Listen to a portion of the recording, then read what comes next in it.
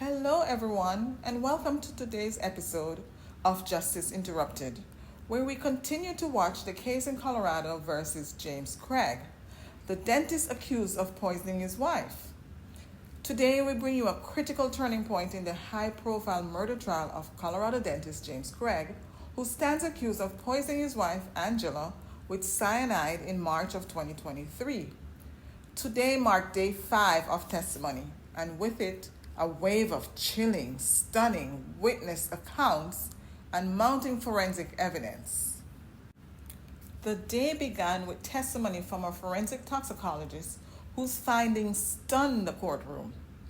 According to expert Angela Craig's blood work revealed nearly twice the lethal dose of cyanide, a concentration so potent the toxicologist called it one of the highest levels ever documented in a fatal case. Even more disturbing, the poison was not administered days earlier. Evidence shows it entered Angela's system while she was already hospitalized, meaning she was poisoned when she was at her most vulnerable, under medical care and unable to protect herself. We can say definitively that the cyanide was introduced during hospitalization, not before. So the window narrows considerably. That single conclusion reframed everything. It shattered any illusion of accidental exposure or delayed poisoning and signaled in the clearest terms that this was an active and ongoing attempt to kill. Next on the stand was Nurse Rose, who was present in the emergency room when Angela Craig arrived in crisis. Her description of Angela's decline was painful, but it was her account of James Craig that left the courtroom silent. She said, "He was calm, too calm. He pulled out his phone and began taking photos. I remember thinking, this isn't right." Let that settle in. His wife is gravely ill, slipping away, and James Craig is documenting it. The prosecution did not need to editorialize. The jury was already watching him closely. The afternoon built upon that momentum. A treating physician said James Craig's demeanor during the emergency was detached and unusually reserved. Combined with the nurse's recollection of his photo taking, it painted a disturbing picture of a man either in denial or completely in control.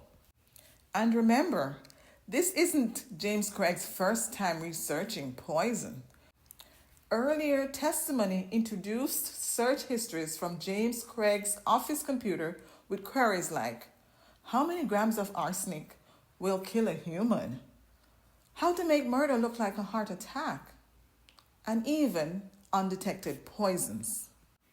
This was coupled with secret email accounts, a burner laptop, and a now infamous package labeled potassium cyanide, delivered directly to James Craig's dental office just days before Angela fell sick.